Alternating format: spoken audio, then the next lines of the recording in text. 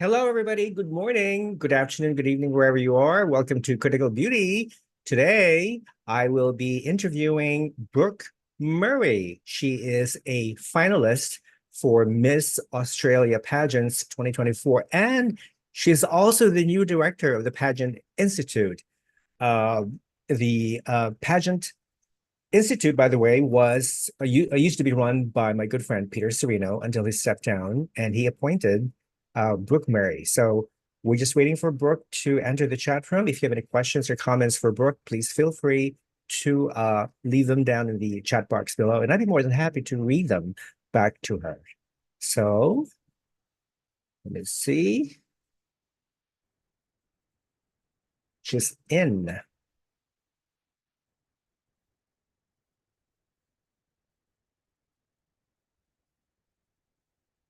Hi. Hi, how are you? Hello, darling. How are you? I'm so good. It's so great to finally chat with you. I feel like I've been watching your page for ages and ages, so it's lovely to chat with you. Your face is just like a breath of fresh air. It's like I'm looking at the bright, gorgeous sun because Oh, you're such a sweetheart. there's like an aura, like a solar ethereal aura around you. You Oh know, my, yeah. So I I could love just it. chat to you all the time. I'm just gonna call you all the time. Well, I'm so glad to have finally met you because it came to me as a shock when I found out that Peter, our good friend Peter Sereno, had Yes. stepped down as the director of the Pageant Institute. And I Yes, thought, okay, well, what's going to happen? I mean, he is like an institution in Australia, okay? he is. Yeah, he's an absolute powerhouse within Australian pageantry. And I don't think anybody he's irreplaceable, basically. He is irreplaceable, 100%. But how the hell did he pick you to be the new director of the Pageant Institute? The whole world wants to know, Brooke. Look, I ask myself the same question every day. No, it's actually quite a funny story. So, I've known Peter for, it feels like just forever, but I met Peter very early on in my pageant journey. He's been a massive influence for me. I call him my pageant fairy godmother. So he was really the person that helped guide me through my pageant journey over almost a decade now. Oh my gosh, that's crazy to say. But he's been a really good friend of mine. He has been my absolute mentor, rock. Like he's been with me through the highs and the lows of the pageant industry.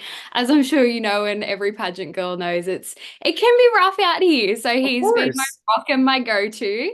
Um, and so yeah, so I am currently competing in the Miss Australia pageants. So I was heading into state to see, of course, my rock, Peter. And so headed down to the beautiful state of Tasmania to do a photo shoot and just touch base with him and like let out all of my pageant anxiety. And I turned up and probably within an hour of starting chatting with him, he kind of sat me down and was like, I'm giving you the Institute. Like I want to give you the Pageant Institute. And my initial response was, there's no way you can do that. Like, what are you talking about? Because before the Pageant Institute, it was Dear Pageant Girl, and Right. it's honestly, Peter is the one and only first professional pageant coach in Australia and has been a guiding light to so many Australian pageant queens through the years. So it was sort of like this big institution that he's created. And yeah, he kind of just sat down and was like, you're the right person. We have very similar views with pageantry. We view, pageant coaching and approaching pageants very similarly. And so, yeah, we kind of bonded over the years, and he sat me down and said, yeah, I want to step back and I want you to be the person to take this over. And sort of after the initial shock of it all sort of set in, and it kind of went, oh my gosh, can we actually do this? And we talked it through. Yeah, I've now stepped up into this amazing position to be able to continue empowering our Australian pageant girls and pageant girls globally. But Peter is still here. He will Of always be course. here. I will make sure. Yes. I'll never let him out too easy. So he's definitely still a massive influence in my life, not just in pageantry, but my life in general. I don't know what I would do without him. But yeah. So the transfer, if you want to call it the transfer of power Yeah. from him to you was, did you actually have to conduct like a legal contract in paper, or everything was just verbal? Yeah, so all verbal, so nothing, we didn't have to sign any contracts or anything. It was Okay. all sort of a verbal contract. And we did the official handovers of all the social media, and he ran me sort of through everything. So I was in Tasmania for about 2 days, I think. Yeah. And so the process took place over those 2 days, sort of gradually going through everything with him. But yeah, it's a bit Oh, crazy, hey? did he tell you the reason why he picked you over other people?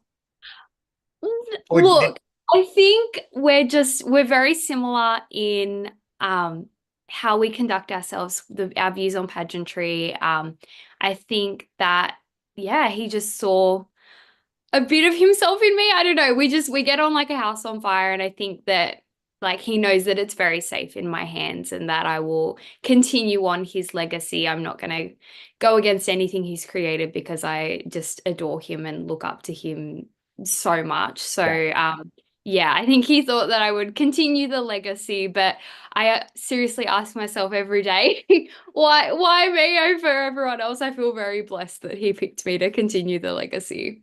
That's funny because like a month ago, I asked him if he would be interested in another group chat because he's a regular of my group chat. He is, yeah.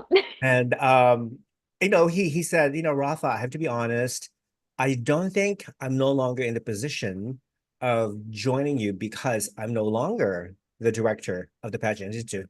I have Brooke. So why, instead of reaching out to me, maybe you should reach out to her and then Yeah. invite her Look, to your show where you can, continue discussing anything about related to pageants and whatnot. I said, okay. But first, I want to get to know who the real Brooke is. Okay. yes. I know a little about you from what you said, from what Peter had told me, but to the rest of the world out there, to the entire cosmos, the entire universe, who Yeah. is who is Brooke Murray? Tell us a little about yourself, your family, your background, all that wonderful things. Yeah, so sort of outside of the pageant universe, because obviously pageants make up a part of my life. Currently, I am a full-time exercise physiologist, so I specialize in treating clients with severe and permanent disabilities. So I work in the disability sector. I have a bachelor's and a master's degree in that, and I've been working in that for a year now, and I absolutely love it.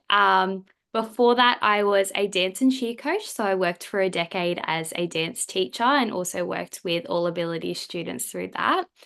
So I have a real passion working around sort of disability and chronic illness awareness as well, which is really important to me. I began pageants when I was 18. Originally, I started because I wanted to get into more community service. And being a dancer, obviously, I love the stage.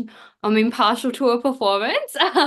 So I found that organizations were really more willing to take me on as a volunteer when I was affiliated with an organization. So pageants sort of gave me the avenue to get into more community service. So generally, I volunteer and fundraise for charities that aid women and children. I've done a lot in the mental health space and motivational speaking within that as well. I now obviously coordinate the Pageant Institute, but as well as that, I run it's a small business, but I call it more of a passion project, which is Inspire Pageants. So I run events throughout the year that aim to empower people of all ages, genders, and abilities through pageantry, but also really promoting philanthropy from a young age. So I've instituted through Inspire Pageants a scheme where whoever wins the event on the day they can select a charity of their choice, and I donate their entry fee back to that charity on their behalf. And then in most cases, the profits from the events that I run go straight to charity as well. So I'm very big on promoting philanthropy within my community and serving my community in that way. It's a very big part of who I am, and also a really big part of what's kept me going in pageantry. I think it is so important to really have that connection with community and with charities that really sort of correspond with personal beliefs. I think it keeps us going in a space that sometimes we can get very caught up in the superficial and the beauty side of it, which is obviously a very important side, and the performance. But I think to be sustainable within pageantry, you really have to have that passion and that heart as well. So that is a really big part of who I am. I think that pretty much sums up what the Pageant Institute symbolizes or Yeah. stands for. And Yeah, and definitely. guess who's watching? Peter. Oh, Peter! Oh, I love Peter. I miss him dearly. Yes. Peter, why are you still running the YouTube name, the Pageant Institute? Should it be Brooke running? What are you still Oh no, he can run just that. kidding. Just That's kidding. He's saying, that's my girl. That's my Oh, I girl. love you, Peter. Wait, why is my name here? Pageant Institute. Baha. I picked you because you are the right person for it. I've waited decades for you to come alone. Okay? Oh, To come along. yeah. And when I mentioned the legal stuff, he said, "Oh, stuff, the legal stuff. This is Brooks' baby now." That's Classic, so Peter. Like, classic shut Peter, yeah. that bit. Yeah.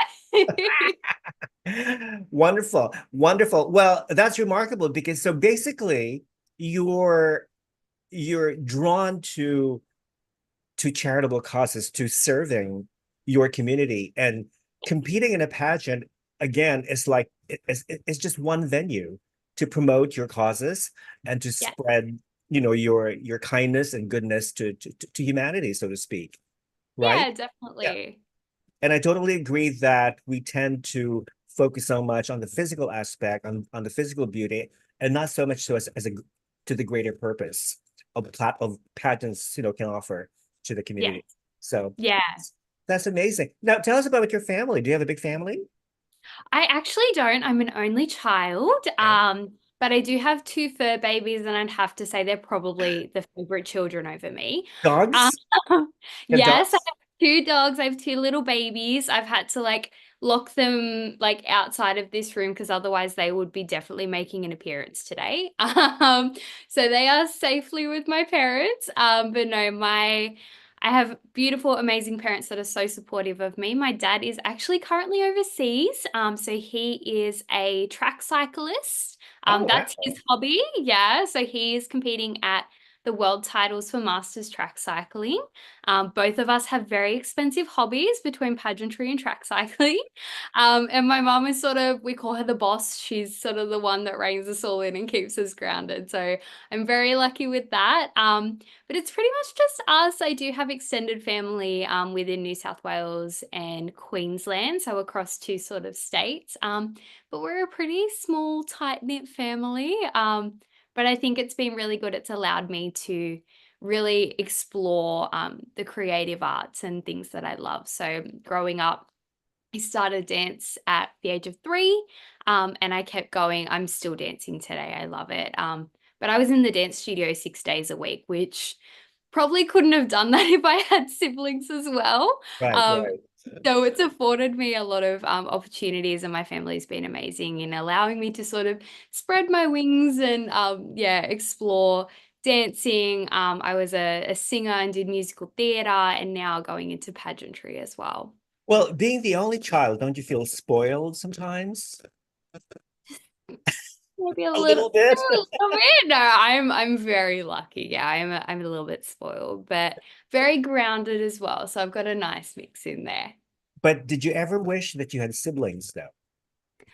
Not really. I think being in a dance studio 6 days a week, so between school and dancing and all the extracurriculars I did, I was a debater and public speaker. I never really sat still. I'm not good at sitting still. So I feel like I was always surrounded with people and never really lonely in that way. And again, I've always had dogs and fur children, so they fill the void a little bit. But yeah, they're still the favorite children, I reckon, if you'd You ask know my what? mom. It always makes me very happy to know, new people that have dogs. Let me tell Yes. you, because I use dogs as sort of like the as a gauge or a barometer. Now, if a human does not like dogs, you cannot trust that person at all. No, they are such a good judge of character. They're so Exactly. intelligent. Yeah, I always use, well, not use my dogs, but like I can always tell how a person is by how my dogs react to them. So yeah, no, you're definitely right in that way. Yes. So Peter has two dogs. He Almost does. yeah, almost everyone in my circle of friends have dogs. Yeah, or Yeah, cats. yeah, I prefer, absolutely. dogs to cats, but I love all animals anyway. I'm the same, but like I will, if a cat's there, I will cuddle a cat. That's fine with me. Peter says, I know I need to change the name to Brooke. I was so happy every time I choreographed a pageant to have Brooke there. Now, speaking of dancing, did you do ballet? I did everything. So I was ballet, tap, jazz, contemporary. I did ballroom and Latin, all-star cheer, pom, like you name it. I just didn't do Irish dancing. That's probably the one I haven't explored. Irish dancing. Is that the one with what is that famous Irish dance company? It's like Lord of the Dance, I think Something it's like that. Yeah, I called. remember them. Yeah. Yeah, a long time ago. Yeah, I mean they were very good. They were They're very very good. good. Yeah, you have to have like a very high level of coordination for Yes. Irish dancing, which, believe it or not, yes, I'm a dancer and I'm a pageant girl, but I'm actually very clumsy in real life. I've broken both of my feet. One of them I broke walking in flat shoes on flat ground. And the other I broke falling downstairs. Oh So dear. Oh my God. yeah, so I'm I very hope you have insurance. Yeah, no, I was fine. I had my private health insurance and everything all sorted. But yeah, I'm actually very clumsy in real life. So, but I can walk in 6-inch heels just fine, so it's okay. So, okay, well, you're a pageant girl, but how in the world did you get interested in pageants to begin with? Did you start young competing in pageants? Yeah, so I only started at 18. So I only Oh, started at sort okay. of the miss age. I really wish that we'd known about pageants when I was a kid because I would have loved it. But the pageant industry in Australia is a little bit smaller. It's still growing. And it's really great to see that the growth that we do have and the people that are aiding that along the way. But yeah, so I started at 18. I saw a pageant pop up on a site that usually has dance jobs. So at the time I was working professionally as a dancer. So I worked in our national football league and our basketball league, and did like some performance gigs through that. And so on a performance site, there was a pageant that popped up. And I kind of looked at it, and I took a gap year from high school to university. And so it was my year of, I want to try all these different things. Um, and at the time, I was trying to get involved with charity work and sort of couldn't quite get into the organizations, and thought, why not give it a go? So signed up to one. I did it. I got the pageant bug, as I call it, and I have never looked back. I just kept going and going and going, because yeah, I just absolutely loved the avenue that it provided, the opportunities that it provided, the people that you meet. I've met so many incredible people, and I think I met Peter. I think it was my second big pageant that I met Peter at. And so, yeah, it's just a testament to the amazing people that you meet through pageantry. A lot of my closest friends I've met through pageants. Well, considering that the pageant community in Australia is really not that huge. Uh, No, no, it's very tight knit. Everyone sort of knows everyone. But it's slowly growing. We're working on it. that's wonderful. Earlier you mentioned about that your father having cycling as an expensive hobby, and so does Yeah, pageantry. Competing in pageants is not it's not cheap. correct. Besides the cost, have you faced other challenges in joining a pageant besides expenses and all? Look, in terms of joining pageants, I think when I first started, because pageantry is such a different world, I feel like it's very hard for beginners to get your head around what is required of a pageant because there is so many things that make up a pageant. Sure. Watching it on a live stream, you see the really glamorous side of, competing on stage. But there's so much that you don't see, and that's that all of that preparation. It's the interview preparation. You have to be so physically and mentally tough to be able to take on not just a pageant finals night, but a whole pageant week that makes up most of our Miss pageants within Australia and internationally. There's international pageants that go on for a whole month. So I think that beginners, it's very hard to sort of wrap your head around everything that's involved in pageantry. And that's a big reason why I've sort of stepped up not only in the Pageant Institute, but running Inspire Pageants. And just as an individual, I think it's really important to help out these new pageant girls that are starting and really reaching out to help out and try and bridge that gap between, I guess, the knowledge of, yes, these are the components of your competition that you have to do, but here's all the other stuff that you need to prepare to actually be sustainable and successful in pageantry. Mhm. That's good to know. Now, tell me, I'd like to know as a mentor, how Peter is as a mentor to you or as a coach. Is he Oh my strict? Is he very difficult to work with? Is he No. Oh my gosh, is, she's is he bad. annoying? Is he deranged sometimes?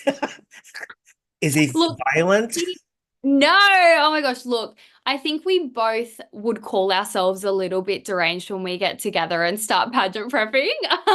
We're a little bit like, we're both very energetic and, we're a bit out there, which is, I think, why we get along so well. Peter is the most incredible mentor. I think he really has a great understanding of what is the whole experience of pageantry, which is so important. So he's able to sort of step into the mindset and go, okay, this is what we need on stage.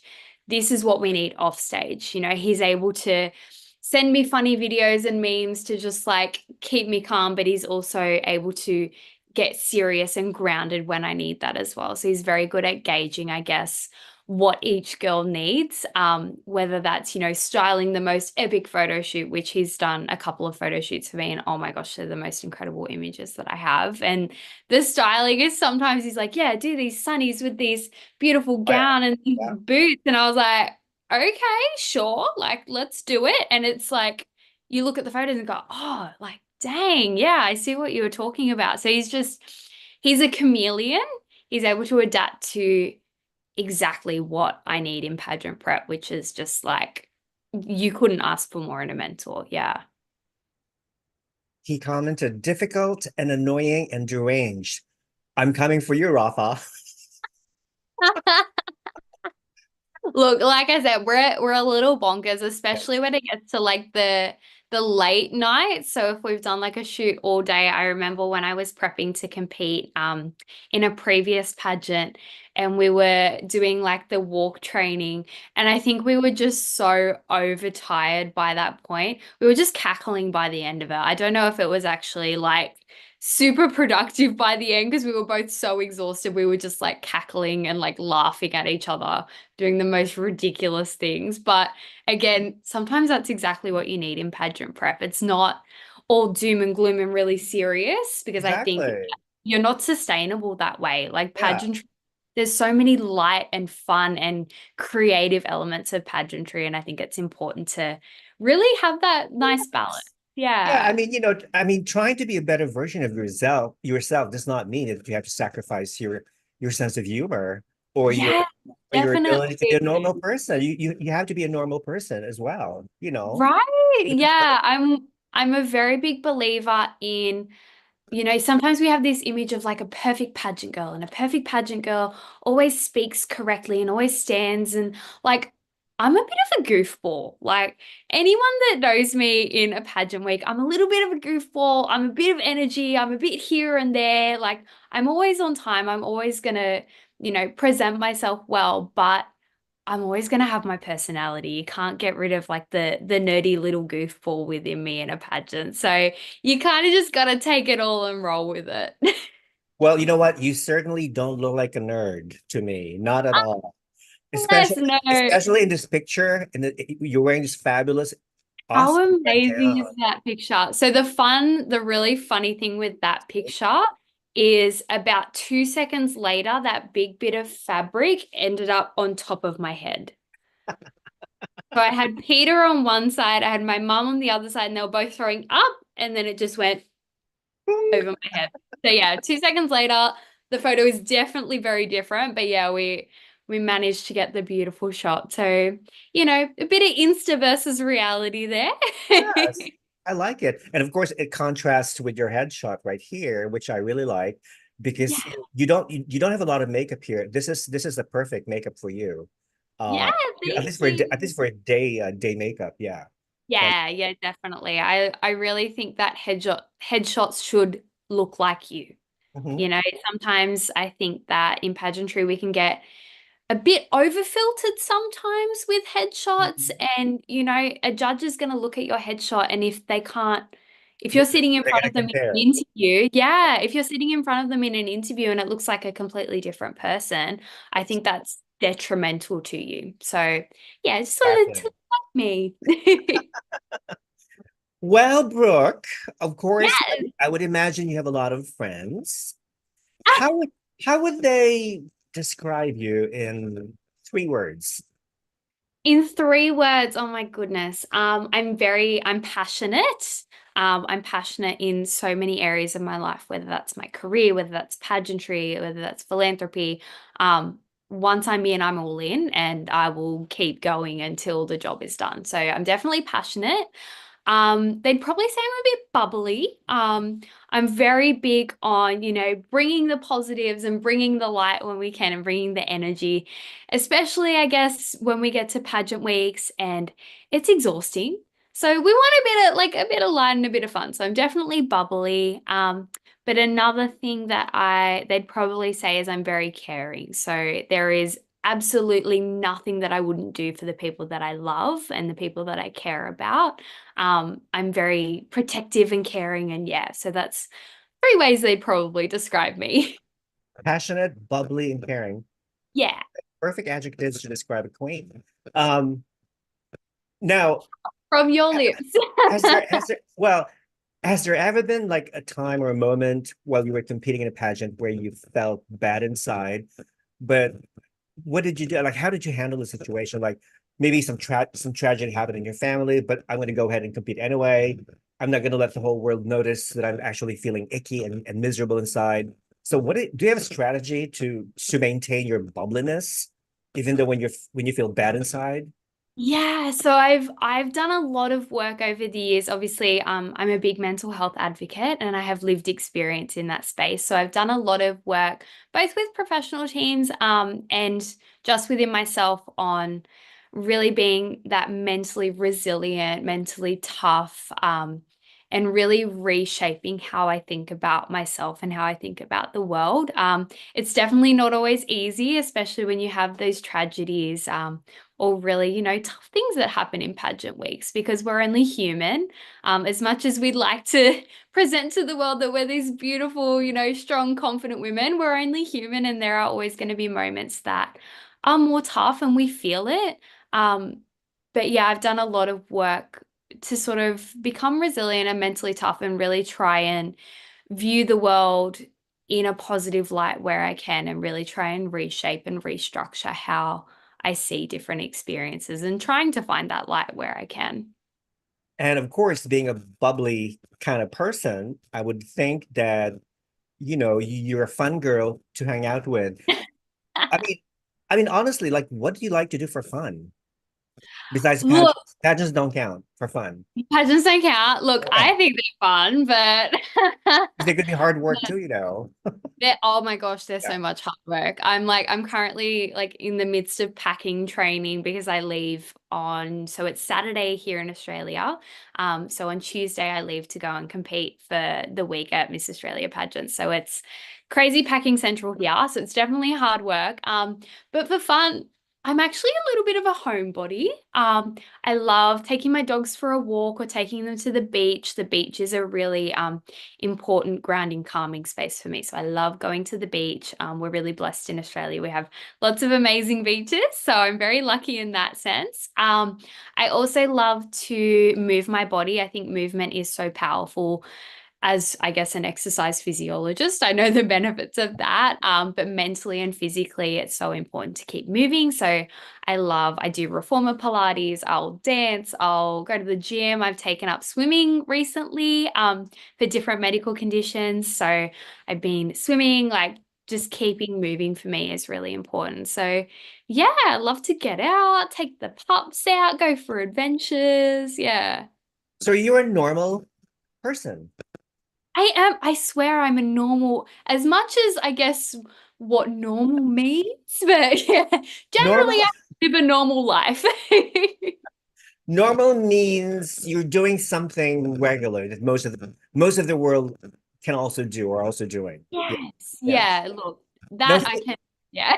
now speaking of dogs, have your dogs met Peter's dogs? Have you guys gone out together for a walk? No, no. So All, because they're interstate, they all six haven't of met. you? Yeah. Yeah, I know, right? It would be a party. But no, I've met Peter's dogs though. One of the trips that I did down to Tasmania, because we're sort of like a couple of states apart, my flight actually got cancelled. So I got stranded overnight and Peter was so amazing and was like, oh, here, just come back to my house and like housed me and my mum for the night, which was so beautiful. So yes, I got to hang out with the pups and get lots of cuddles. So Aw, that was great. Yeah. aw, that's so cute. Yeah. Now, here's a serious question. Yes. Do you believe that having a platform is necessary to win a pageant? Because we're so obsessed with platforms these days. Yes. Yeah, I was gonna say it's always platform, platform. Look, I think every system is different and you need to assess when you're going into different systems what is important to them. Um, on a bigger sort of level, I think that having a platform is really important to be sustainable within the pageant industry. So I think that if you're looking at not just being a queen, but being within our industry, you need to have something that you care about to actually keep you going. And I think that we throw around the term platform very willy-nilly nowadays. You know, a platform can just be something that you believe, or I think that a platform is not just something that you believe in, but something that you act on. So it has to have an action behind it, not just saying, oh, Miss Congeniality moment, I want world peace. Like you actually have to have some sort of action or some Right. sort of Yes. plan behind it to be a really effective platform. But yeah, not Yeah. just winning a pageant, I think to be sustainable, yeah, it is important. Yeah. I mean, in other words, you really can't preach anything without you practicing what you preach. Essentially. Correct. Yeah. Yeah. Yeah, So definitely. totally agree. All right, good. Brooke, would you consider yourself a foodie? I'm actually, yeah, I'm definitely not a foodie. Give me like a good chicken schnitzel and Good to chips have. and salad. Yeah, like that's good for me. Like I don't need the fancy foods. But if you could eat only one food for the rest of your life, what would it be? Look, yeah, I'd probably go for a chicken schnitzel. You Okay. can't go past, we call it a pub meal in Australia. So it's like if you go to like the local sort of like restaurant, yeah, you just can't go wrong. You can't get a bad chicken schnitzel. Do you like, I've never tried it, but do you like Vegemite sandwich? Yeah, I feel like you aren't Australian if you don't like Vegemite. But yeah, Vegemite sandwich or like Vegemite on toast. Okay. Good. Yeah. Yeah, Okay, definitely recommend. You got to try it. I haven't tried it. So when I go to Australia someday, Yes, when you come and visit me and Peter, we'll make you a Vegemite sandwich and we'll give you a go. awesome, cool, wonderful. Now, here's a fun question. Yeah. Look, name three things that you always carry in your purse. Okay, so I always have lip balm, always, because like dry lips, especially in Australia at the moment, we've got like the weather changes, lots of wind, it's hot, like yeah. So lip balm definitely. I always carry like band-aids or like a little first aid kit. Again, very clumsy. But also I do deal with some chronic health conditions. So I always have like a little first aid kit and like a little Okay. you know, the essentials with me to make sure I'm all good. And then I would always have, well, I always have my phone, so that's probably a good one because yeah, my phone is always near me, like technology generation. But I always have my phone with my lock screen of my dogs, so I can always see them and just go, oh, in Oh, yeah. that's Crazy dog lady again. I think I can live without a lip balm, but I cannot live without a cell phone. Yeah, I feel like most people couldn't live without our Yeah. phones. Like it's hard to imagine a time when we didn't have phones. Yes. And in a way, the fact that almost everybody in this world, at least in developing countries, every individual has their own cell phone. Sometimes Yeah, not just one, two, or even three cell phones. yeah, You know? yeah. Well, I And have two at the moment. I have my personal one and I have my work one. So there's definitely lots going around. all these cell phones, and it's like permanently attached to our hand. We can't let it go because Yeah, But wait a yeah. minute. So speaking of cell phones, by the way, do you take some time off the internet or Instagram or social media? Yeah, definitely. So, like when I'm winding down at night, I try not to look at my phone too much. I'm a big reader. I love to read. So I definitely think it's important to put the phone down for a little bit, as much as like the Instagram, Facebook notifications keep on going. But it's time, like really important to take some time to just, yeah, do something that you love. For me, that's reading is sort of like downtime. But whatever that may be, yeah, it's important to put it down sometimes. Yeah, totally. Yeah, We all need to decompress ourselves from social media a hundred because percent. Yeah. it could be like mentally unhealthy. Yes. Yeah, yeah. When you get that sort of like attachment of you have to look at everything, and we call it in Australia, I'm not sure if you use this term in the US, we call it a doom scroll, when you sort of like scroll through Instagram and you just get so attached to it that you just keep scrolling. And like you get in that spiral of like the square eyes, I'm just looking at Instagram. Yeah, when you get to that point, it's sort of like, no, we got to put that down. Well, it's worse when you scroll and then your neck, you're looking over your phone. So the more you Yeah. do it, it's bad for your posture. It's bad for your Yeah, you get the little hunchback going on. yes. So if should you spend considerable amount of time scrolling, I recommend that you do it like lying in bed like that. Yeah, at least you get the right So posture going, hey? when you're like, oh, I look much younger, when I'm leaning on Careful, again, very clumsy me. I have done that before. I was lying in bed and I've dropped the phone your and like phone. I ended up with like a big fat lip and like a Oh my bruised lip God. because like the corner of the phone hit my face. Yeah.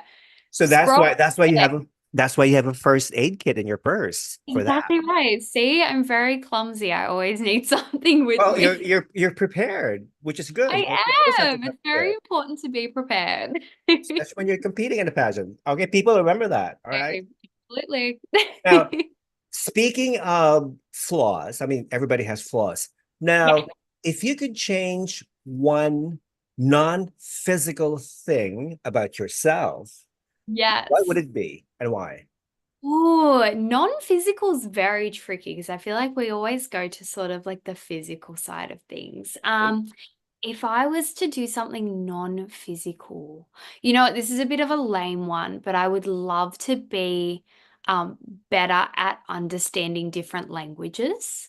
Like if I could be yeah, just like learning different languages and understanding different languages. Do That you would be. speak do you speak other language besides English right now? I don't at the moment. So I've just started learning a bit of sign language. So I started learning a bit of Auslan because I took on a client who is so beautiful, but she's completely deaf.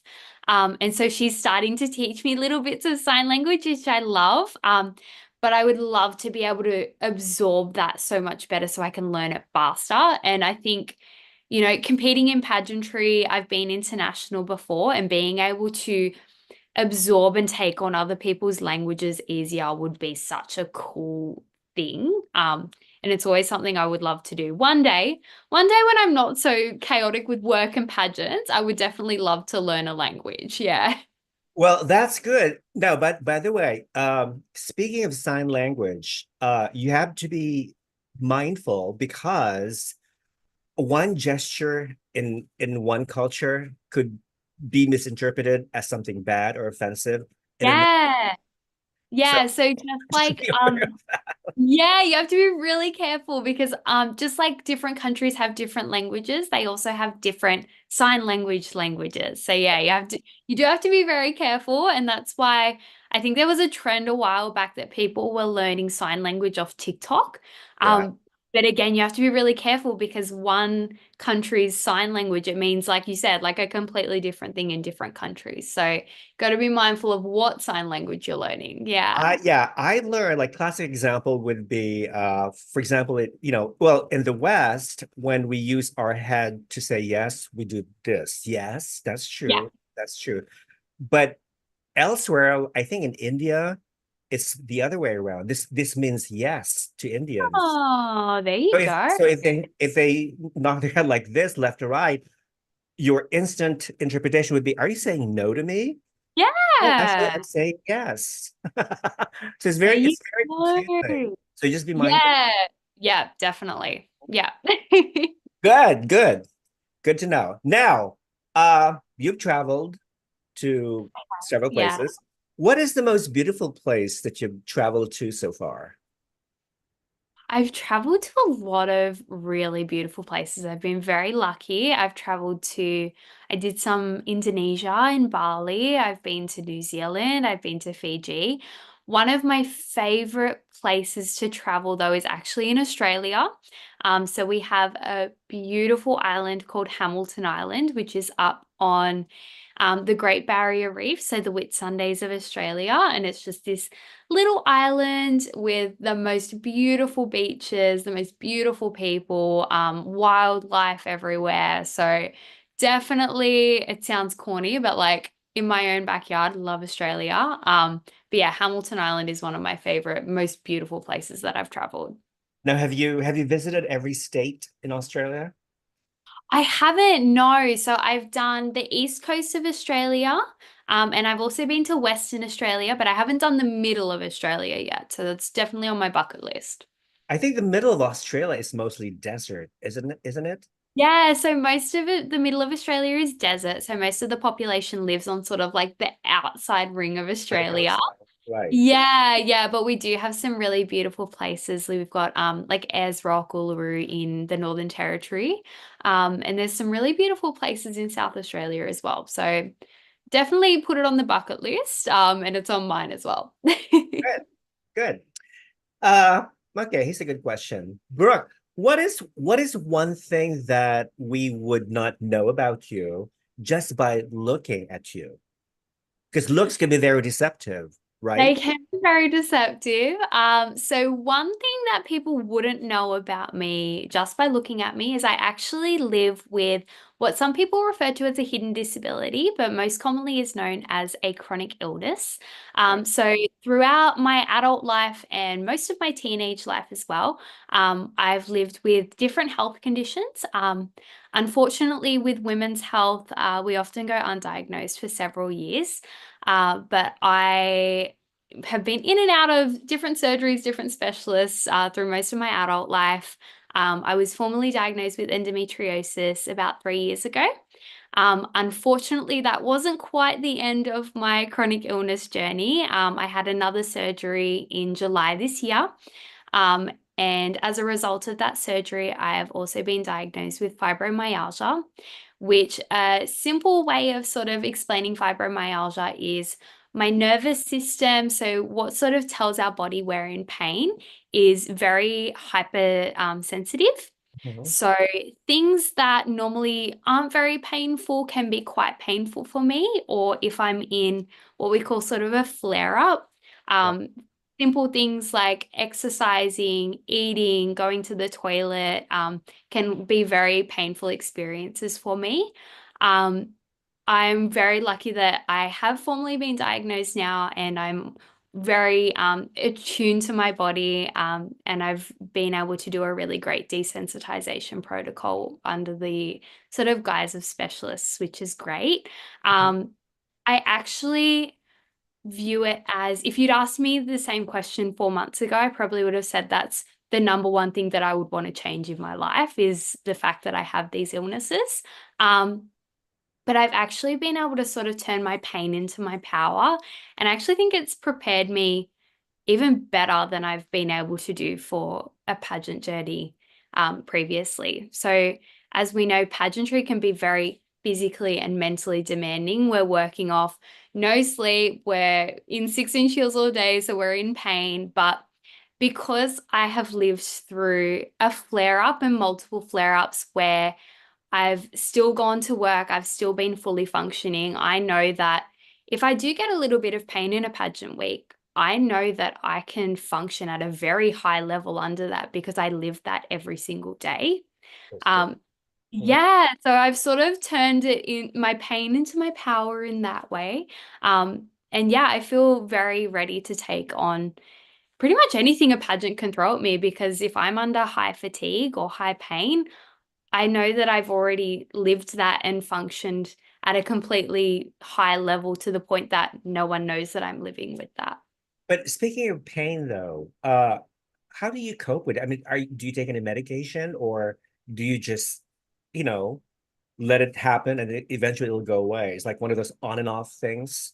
Yeah, so it depends on, I guess, the flare up and sort of where I'm at. I do take medication for my nervous system. That's just part of my illness. In terms of pain, it's a hard one. Generally, I will try and just deal with it. Like most people, if you get a headache, you'll take we call it like a Panadol or a Nurofen. I'm not sure if it's the same in the US, but sometimes I will do that.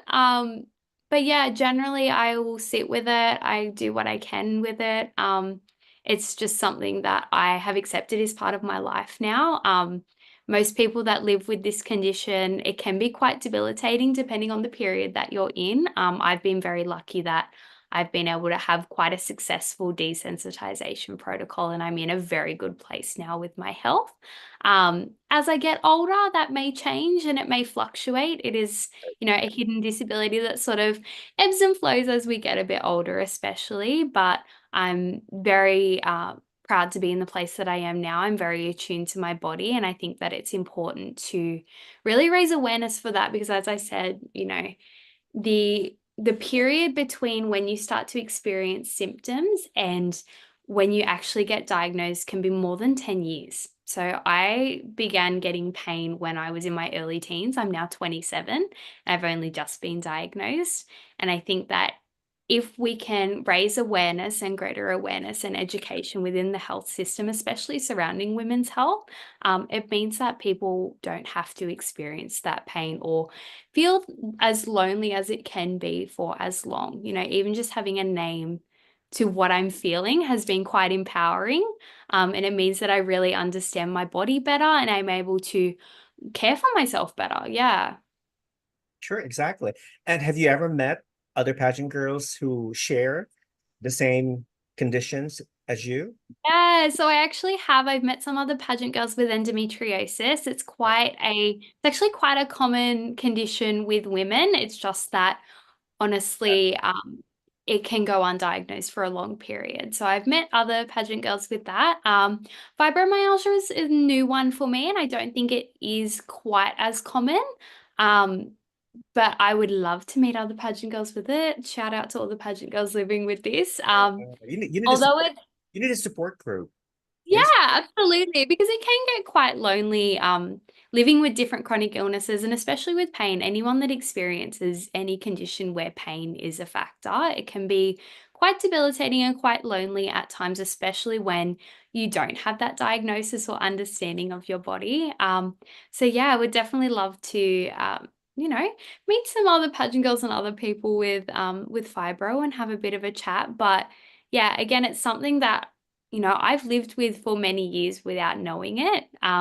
I've competed many pageants with it without knowing it. So it's actually really empowering now to know and have a name to what's happening with my body so that I Exactly. feel really prepared and like I feel, I'm in my best sort of health now to move forward in pageants. Exactly, exactly. Well, that's is well, I really appreciate the fact that you're sharing all this information because I mean, who knows? Maybe there are people out there who are watching and who are probably too timid to share their own uh, sickness and whatnot. And now seeing you, this bubbly beauty queen, uh, who suffers from the same condition as they are.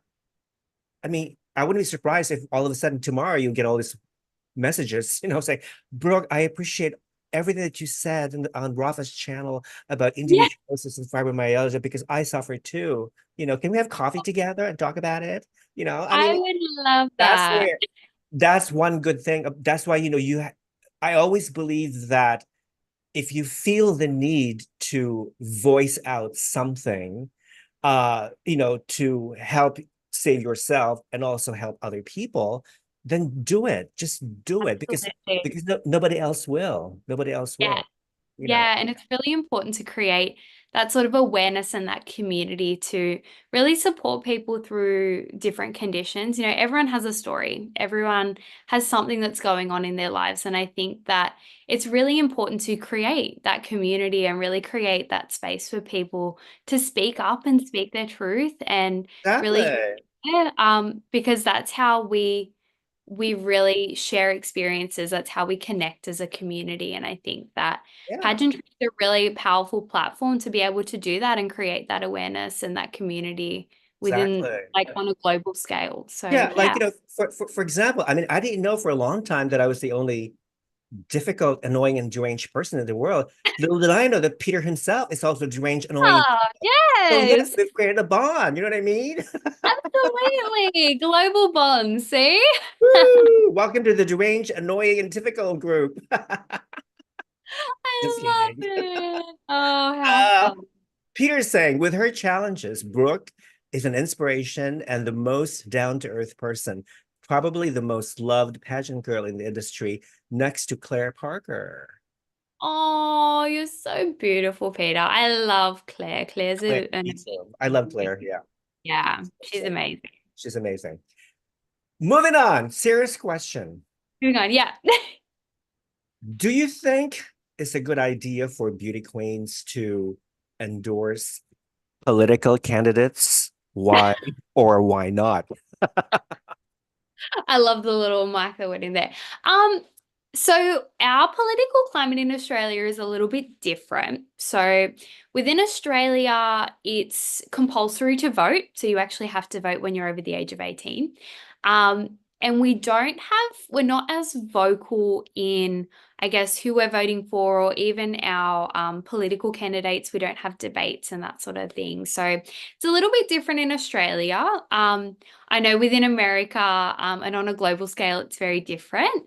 I think that in that case, where it's sort of, endorsing the right to vote, because so many countries, it isn't compulsory, but I think it is important to voice what we want to happen in our countries. Obviously, Australia is blessed. We have a democracy in that we can, elect our own candidates and that they can, yeah, really represent what we want to happen in our country. Um, in terms of endorsing like specific political candidates, I don't have as much experience in that area just because that's not really our climate. But yeah, I do believe that endorsing the right to vote and that you should vote is really important so that you have people in power that really represent what you want to see in your country. Right. Yeah, this question is one of those very challenging questions that anybody can ask in a pageant because Yeah, yeah, you know definitely. you don't know exactly what to say. And first of all, you have to study all the political candidates to be able to Mhm. make a judgment whether or not you're going to endorse this candidate. So Absolutely. you have to know everything, the issues and whatnot, what they stand for, their beliefs and all that stuff. So yeah, Yeah, good. yeah. Brooke, what is your biggest pet peeve besides deranged, annoying, and difficult people? Okay, my biggest pet peeve. There's a couple of them. No, Name them. you Peter and go. Rafa. Never, never. No, my biggest pet peeve is probably um when people say they're going to do something and they don't follow through. Ah, So having that sort of, making promises or saying things and not, I guess, yeah, practicing what you preach and not actually acting on those beliefs or those promises that you make. It is a bit of a pet peeve for me because I think that, yeah, you need to, yeah, represent I and actually yeah, act on what you're saying. that would really also annoy me. It's like, when somebody starts a project without never finishing it. Yeah, even just They like that just stresses me out just thinking about it. Yeah, they like to procrastinate. They just do. Like I know like a couple of people who are like that. They start a project, they're so ambitious, they're so energetic and passionate about something they start, and then they drop the project and just let somebody else take care of it or finish it. They just walk away. Yeah. I hate those people. You know, Bastards. I hate you them. say you're going to do something, you got to follow through. Exactly. Exactly. All right. Okay, here's a fun question. Yeah. What are three celebrities that you admire? Celebrities not necessarily mean Hollywood celebrities or any famous people. Yeah. Okay. So I don't follow celebrities that closely. I'm not going to lie, but I love Margot Robbie. I think that she's such a great Australian export and she's represented our country so well on a global scale. But she's also so, I don't know, the way that she does business and she's so successful in so many different realms. I think she's amazing.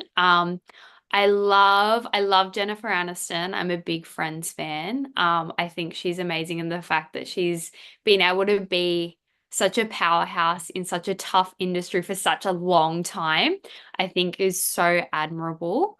Um, a third person, let me think. Hmm. What about a former Miss Universe of Australia? We actually have so many amazing queens. Okay, so my favorite Miss Universe Australia, like former, we've got a lot of amazing ones, but I love Maria Thattil. Okay. She is such an incredible, just human in general, not just an Australian representative.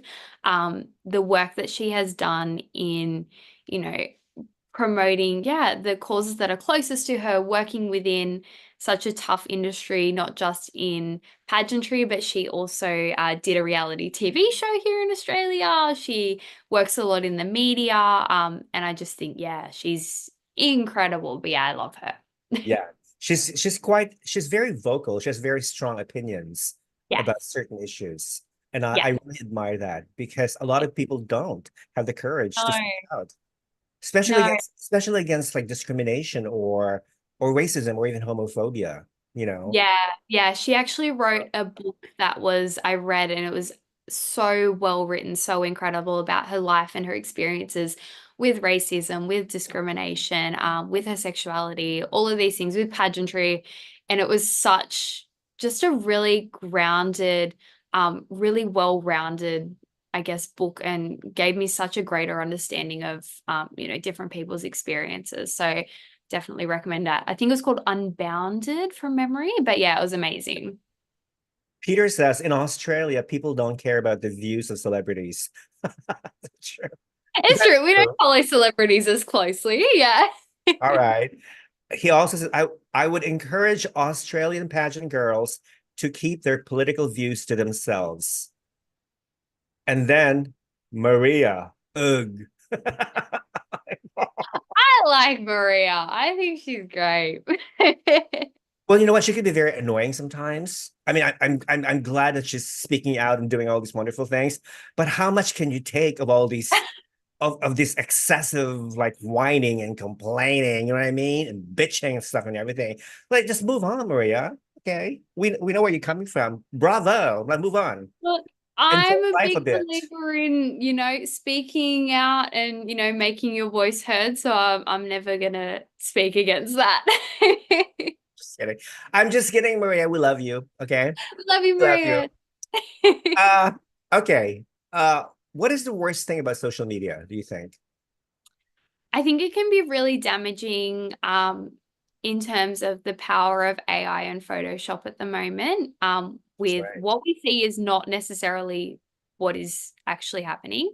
Right. And that can be really damaging, especially with younger people sort of seeing this and not understanding that element. I think as adults, we've sort of, people my age, we've grown up with it and we've sort of seen the evolution of Photoshop, and we can sort of go, oh, okay, that's probably Photoshopped. But developing minds don't always see it that way and can think that that's reality. And I think that can be really damaging to, yeah, people's self-image, self-worth, and yeah, do some damage in that space. So yeah, definitely a negative of social media in that regard. Yeah. Speaking of artificial intelligence, it's very scary. It could be very, very scary. Yeah, Also the deep fake videos. yeah, there's a lot of yeah, really scary things that can happen with AI. Anybody can take your image and then create this fake video, like bad people out there trying to create something bad about you, okay, to a fake a deep fake video. That's horrible. I think it's disgusting. It's really disgusting. Yeah, yeah. AI is, yeah, it can be definitely scary to think about the power and like the technology that we do have, as much as it can be amazing and it does have its space. I think, yeah, it can be quite damaging on social media depending on how it is used. Now, speak artificial intelligence, I mean, there's bad and good uses as well. I mean, for example, if you want to, if you're not really a born writer and you want to, let's say you have to speak to in front of the public and you want to be able to provide a nice speech, then it's okay, I guess, to check Yeah. to consult with an AI to help you write your speech and whatnot, Maybe add a little humor here and there to make it look as if you really were, Yeah. Gotta always have a you know, little humor. put a little cuss words, swear words here and there to make it look natural. Just Maybe kidding. not in public speeches, but Right, exactly. Uh, okay, we all have habits. What one habit do you have that you want to get rid of? okay, so Do I you have pick your it. nose in public? No, definitely don't do that. One habit that I do have, I'm a real sweet tooth. And so like I always like snack. I'm a big snacker, especially with my job now. I work mobile, so between clients I'm driving. And so like I have a little snack of a sweet tooth. So I really need to curb the sweet tooth. I would love to not be as inclined to have a Well, little. when you're competing in a pageant, you have to cut down on sweets, baby. Yeah, it's all about balance though. I think you can't completely cut it because, chocolate's so good. You got to enjoy life Yeah, sometimes, right? fruit, But like a fresh fruit. yeah, Yeah. yeah, fruit is great. Fruits are actually a really good one for curbing the sweet tooth. I have been having a little bit more fruit, and like granola bars are actually really good as well. So it's about finding sort of the substitutes, but yeah, a little bit of chocolate every now and then doesn't hurt anyone. Totally. We all love chocolate. Yeah. Now, Brooke, baby, name three things that you would never, ever do, even if they paid you $10 million. Dollars. 10 million is a lot. No. I, a lot of money. Money for sure. What would I never do? I would never cheat. Never. It's just not in me. And I don't think that, You mean yeah. cheat on your significant other or just Oh, cheat in general? cheat in general. Yeah. Any sort of cheating. Yeah. No, absolutely no. Um, because yeah, you gotta earn it and you gotta, yeah, I don't know. I could go on forever, but yeah, wouldn't cheat. What else? I wouldn't steal. Same sort of principle. Like you need to earn things. So stealing, yeah, no, that's just not in You've me. never stolen anything in your life, really? No, All right. no. So when you go grocery shopping, okay, and you Yeah. see a bunch of grapes, have you ever plucked one from the bunch and tasted it? Because that's stealing. I actually My haven't. Did mother you used to do do that. that? Oh, mom, I what are you doing? That's not free. You have to pay for that. Oh, nobody would know. Yeah, because those days they didn't have any surveillance cameras, but now they do. That's true. You could just have a little taste test around the grocery store. I love that. But no, I wouldn't steal, that's for sure. Good. What else would I never do? I would never go out in public with bare feet just to like the shopping center. I just can't Yeah, do that's it. nasty though. That's Yeah. No, I've seen people do it and I get it. In Australia, it gets really hot and like you don't want to wear like, I don't know, sneakers, but like put some flip-flops or something on. yeah, or I just socks. Yeah, just something. Yeah, I couldn't do it. It's too nasty. Yeah. All right, good. Here's a good question. Brooke, if you had to sit next to a celebrity Mm. besides Maria Tatil during a 5-hour flight, who would it be and why? So imagine yourself sitting right next to a Yeah. celebrity for I five mean, hours. yeah, I'm there for 5 hours. That's a long time. Um, I'd probably go back to Margot Robbie. I think she'd Okay. have some great stories. I think being Australian, we have a unique sense of humor sometimes. So I think that it would be good to have a fellow Aussie. I didn't know she's Australian, honestly.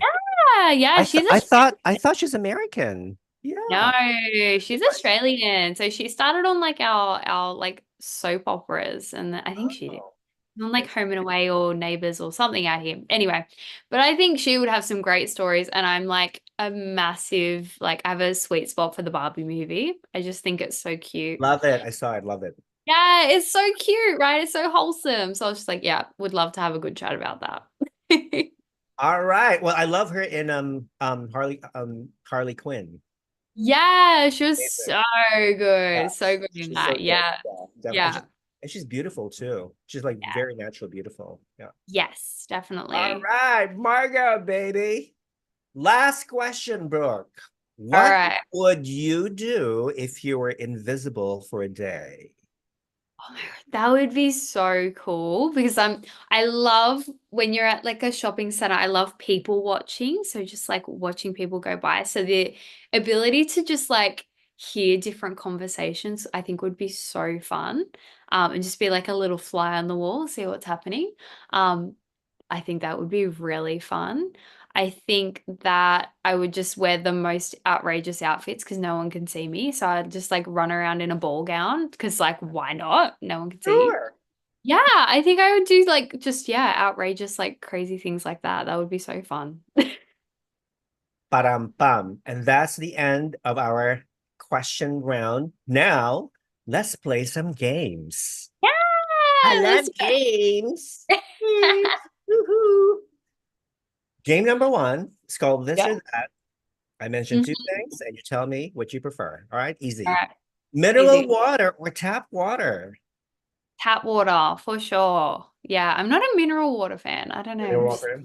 Okay. yeah. I prefer mineral water because I don't trust water in America. Fair. Look, we're very lucky in Australia. Our tap water's fine. Good, good, good, good, good. Lettuce or cabbage? Lettuce. Yeah, I'm not a cabbage fan. Okay, so how can you tell the difference between a lettuce or cabbage? A lot of people can't tell the difference. Well, lettuce is more green. I feel like cabbage is like a lighter color and it just like tastes different. I don't know. There's something about it. Good. Makeup or no makeup? Believe it or not, probably no makeup. I spend most of my days with my clients with very minimal makeup. They probably wouldn't recognize me looking like this. This is like 1% of the time. This is pageant Brooke. But yeah, I'd probably go no makeup. Yeah. All right. Koala bear or kangaroo? So I'd probably go kangaroos. I love kangaroos. Koalas are cute, but when you cuddle them, sometimes they don't smell the best and they can feel a Really? bit funky. Yeah. I think they feel a bit funky with I don't know if it's like because of the eucalyptus that I don't know. They're Yeah. not always the nicest to be around. They're very cute. Don't get me wrong, but like I would go kangaroos. Yeah. But kangaroos could be very nasty. Like if you want to fight like boxing, Yeah. they can really kick your ass.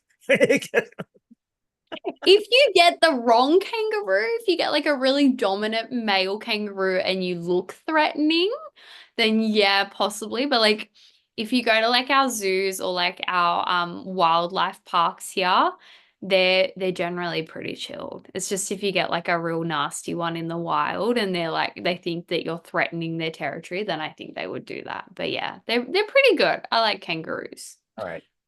Lights on or lights off? Um, in general, like In general, Um, lights on so I can see, I guess. lights on. Right. Okay. I'm clumsy. I don't need lights off. I'll fall over everything. So Too funny. One piece swimsuit or bikini?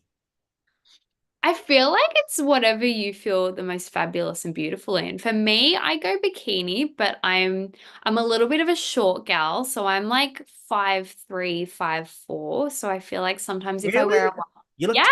yeah. You look taller in photos. Yeah. Yeah, again, photos can be deceiving. I am quite short.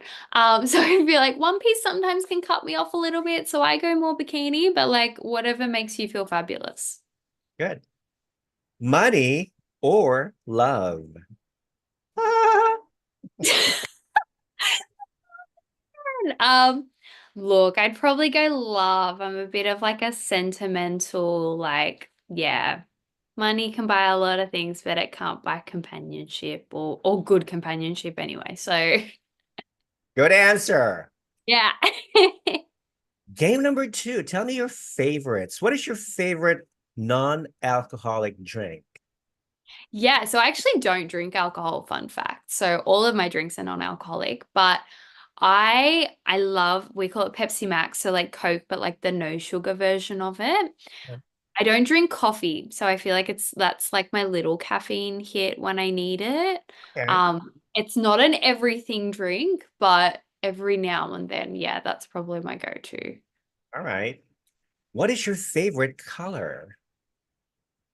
I like pink. I know, typical pageant But girl. you're wearing something pink right now, right? Yeah, look, I have my pink and my yellows and my blacks. But yeah, I'm definitely a pink gal. Again, Barbie movie was made for me.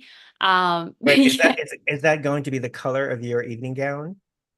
it actually isn't. No, my gown is not pink. I do have some pink outfits packed for during the week. But yeah, no, not my evening So gown you're color. gonna surprise us. Okay, that's good. Good. Yeah. What is your favorite perfume? My favorite perfume, there's a Vera Wang one. It's called like Glam Princess. Again, very on brand for a pageant queen. But it just, yeah, it's got like this nice little florally scent. So yeah, definitely Vera Wang. All right. Well, Yeah. and she also makes beautiful clothes, beautiful gowns. She's an Uh, institution, honestly. Yeah. yes, definitely. What is your favorite flower? I love sunflowers. Oh my Sunflowers are God. my I love you. favorite. I love you. I love you. I love you. It's also my favorite. Yes, they're so beautiful. And I think like the whole, they always turn towards the sun, like a sentiment Yes. sort of meaning. And I they love always that. smile. Always smile. Yeah. Yeah, no, I'm definitely a sunflower girl. Good. What is your favorite holiday? Now, the meaning of the word holiday in America is different from the meaning of the word in Oh, okay. holiday in So America means Christmas, New Year's, Valentine's Day, all that stuff. So with that context, what is your favorite holiday? I love Christmas. I'm a Yes. big Christmas gal. I'm all about like last year I dressed up in matching pajamas, like Christmas pajamas with my dogs and got Christmas photos. Like I love Christmas. There was one period that I got a little bit like on the fence with Christmas, and that was when I worked retail and listened to All I Want for Christmas Is You like for hours on end. That's when it got a little bit like, oh, maybe not so much. But no, I definitely love Christmas. Good. We all love Christmas. Oh my God, it's like 2 months away. Ooh, time I know. flies. Oh my gosh, don't get me started. I have not started Christmas shopping. I haven't thought about it. That's a post-pageant thing. You know, speaking of Christmas shopping, I'm obsessed with Temu. Are you?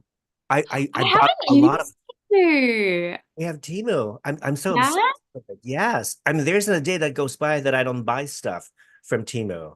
It's unbelievable.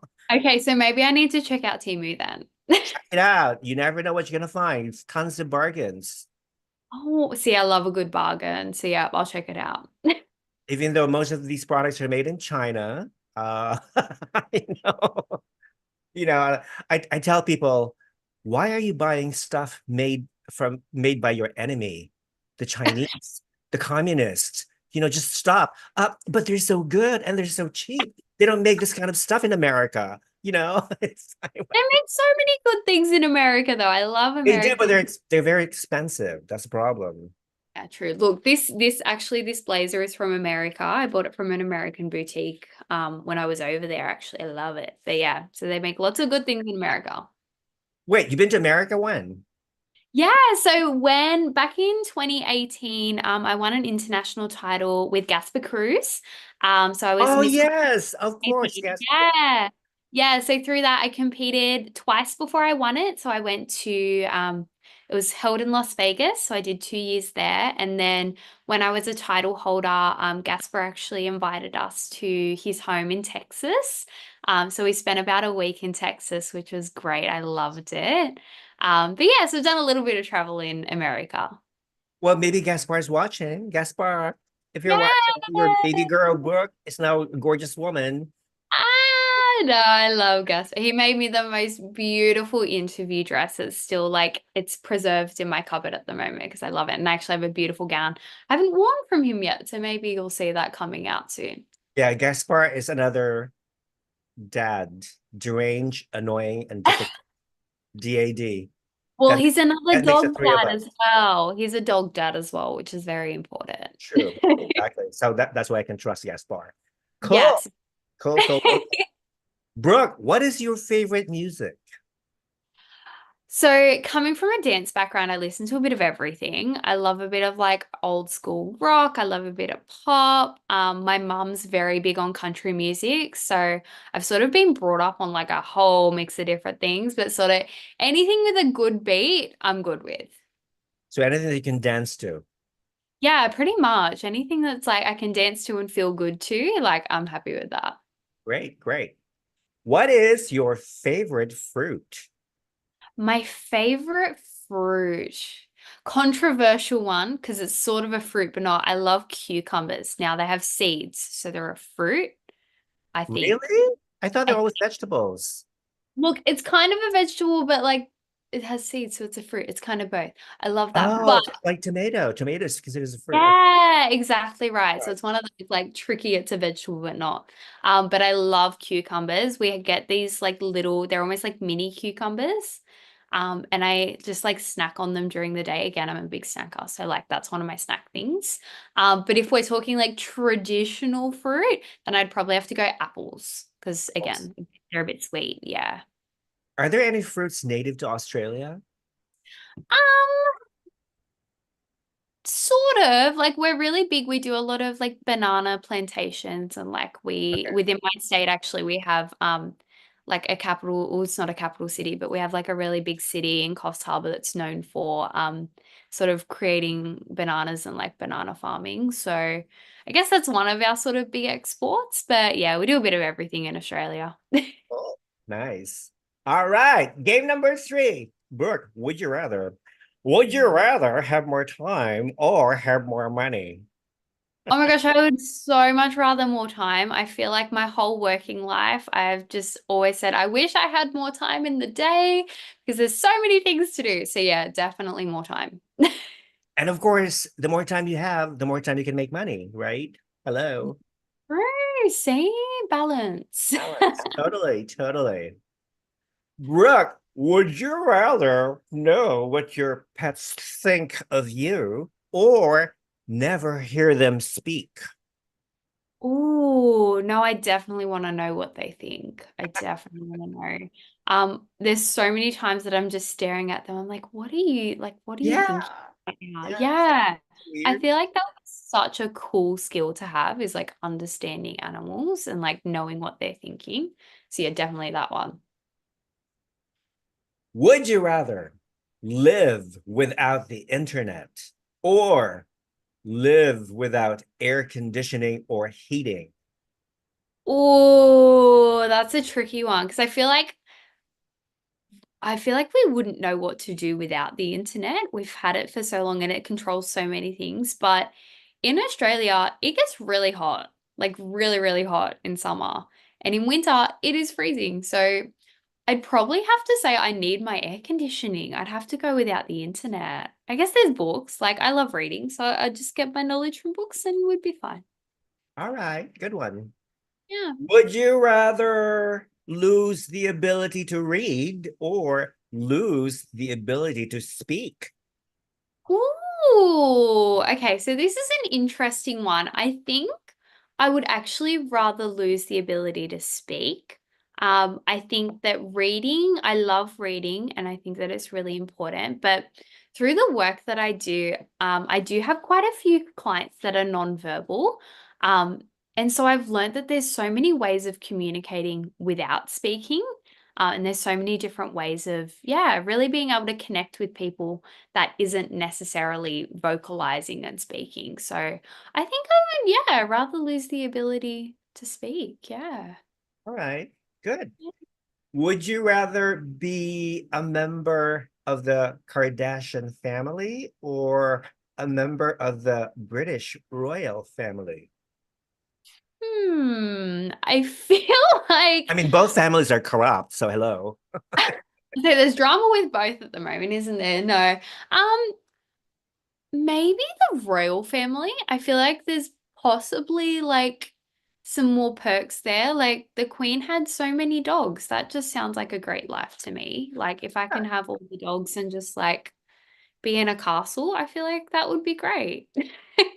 Well, not only that, but there, how many members are there of the British Commonwealth of Nations?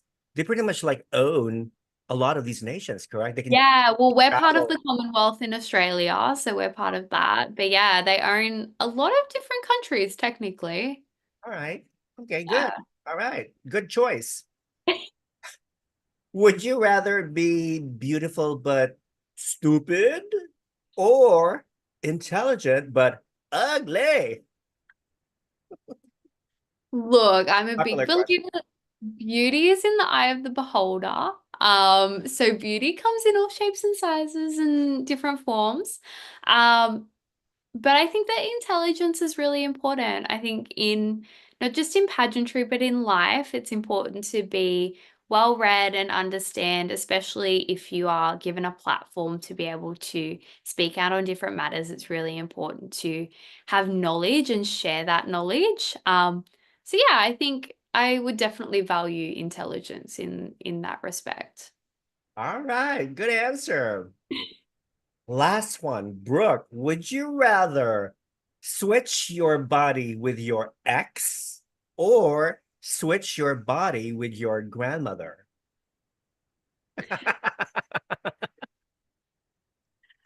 If I could no comment on any question, no. Look, what I will say, my grandmother on my dad's side, she is now 92. Wow. Um, yeah, so she's 92 and she's only just within the past month gotten someone that lives with her. So she's lived independently most of her life. She's probably one of the most resilient women that I know. And so I would like to think that I could take after her and sort of take that resilience. So that's what I will say is that I admire my grandmother's strength and resilience, and I would love to embody that in myself. All right, fair enough. I mean, who doesn't like their grandmothers, right? We all love our grandmothers. Right, exactly right. She's a hoot, man. She's very sassy, my grandmother. She will tell you exactly what she thinks. There you go. There you go. Yeah. Listen, I can't thank you enough for taking some time off your heavy schedule. I know you're very busy preparing to compete for Miss Australia National. And Yes, you must be really very excited and very like passionate about competing in this pageant. yes, You mentioned, yes. yeah, you mentioned that they're going to pick three winners, I think. Correct. So Miss Australia Pageants feeds to Miss Global, Miss Supranational, and Miss Intercontinental. So we will have pretty much this time next week or a little bit later because it's morning here. So in the evening in a week, we will have three new Miss Australia queens that will represent our country proudly in three different pageants. Hopefully I'm standing up there, but if not, I am super grateful for the journey that I've had and the Sure. preparation that I've had. Is there a And I will. is there a specific title that you'd like to focus on that you're targeting? So for me, look, honestly, I would be grateful to represent our country in any of the pageants. I do have a bit of a sweet spot for Miss Global. So Miss Global Australia was the first pageant that I did in my pageant journey that was really big. So that's sort of the one that gave me the pageant bug. And then over the years, I've developed some really great relationships within, particularly the Asian pageant community. My evening gown was made by an incredible Thai designer, and I've made some friends in other countries as well. So I feel like Miss Global is sort of more geared towards that pageant community, and it would be sort of a great transition, and to be able to honor the relationships that I've created in that space would be great. But yeah, honestly, I would be beyond excited and grateful to represent our country in any of those And pageants. you qualify in all three, correct? I do, yeah, I do Okay, qualify in all three. Yeah. that's I'm getting wonderful. up there. I'm 27, so I'm getting up there, but still Oh, just wait, making. Miss Global, I think what is the age limit of Miss Global? I think So they Miss Global's a little bit more. So they've extended their age bracket. I think it's into the 30s now. And right, you can yeah, also have had children in that pageant as well, which is great. So like that's a lot perfect. of the pageants that have extended into that space, Miss Global has sort of extended with them. Well, listen, I wish you the best of luck and Thank you. just spending some time with you. You know, I think I feel that we have this connection. Yeah, Not only through Peter, of course, but of course. I think, this conversation, I think, has proven that you're very competitive, you're very serious, and Yes, I can do. you're very determined and you're very driven as well. And that you're a go-getter. Whatever Brooke wants, Brooke gets. Look, I try my best anyway. Um, Before I let you go, Yeah. is there a message that you would like to tell your followers, your fans from all over the world? A cute little message, maybe thanking them for their support and whatnot. Yeah, yeah, definitely. I've been really blessed with a lot of support from all sorts of like different countries all over the world. So I am so grateful to everyone that has followed me over the years, who have supported me in my various journeys, and particularly everyone who has really uplifted me, and everyone who's empowered me to be where I am today. I'm very blessed, and I definitely don't take it for granted.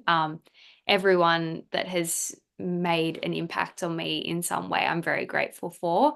Um, yeah, so just, oh my gosh, I'm so grateful. I'm so thankful for everyone. So within the pageant community and just within my general community that have supported me to be here today.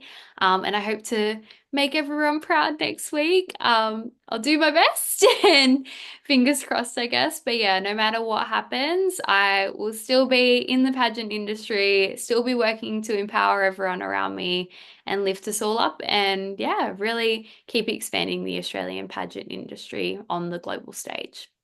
Wonderful. Bravo. Congrats. Bravo, bravo, bravo. Hey, no, thank you so much for having a chat with me, and congratulations again on 20 years. That is such a massive achievement, especially in an industry as tough as ours with pageantry. I know it Thank, can I, be and rough. I can't believe I started Critical Beauty when I was 4 years old. Can you believe it? My God. Absolutely. Just the most sophisticated 4-year-old. Listen, once this video is uploaded to my channel, I will tag you Yeah, and you can perfect. share that. And I'm gonna put your all your social media information in the description box Amazing. below so people can follow you. Critical Beauty viewers, thank you so much for watching this show. Please follow Brooke in her journey to Miss Australia Pageants, which will be held next Tuesday, and wish her the best of luck. And listen to her, follow her. She's an amazing young woman. Okay, just follow her journey and just believe in her, support her. Okay, that's all I can say. Listen, Oh, thank you so much. I appreciate your sending support. you virtual kisses and virtual Yes, hugs. yes, And we will talk some more. And in the future, maybe after the pageant, you can come back and we can talk about normal stuff related to pageantry. All right? absolutely. I love talking all things pageantry, so let's tee it up. That's wonderful. Okay, well, have a wonderful, wonderful weekend, and Thank I you. shall see you soon. Talk soon. Thank you so much. Bye. Bye, Bye. people.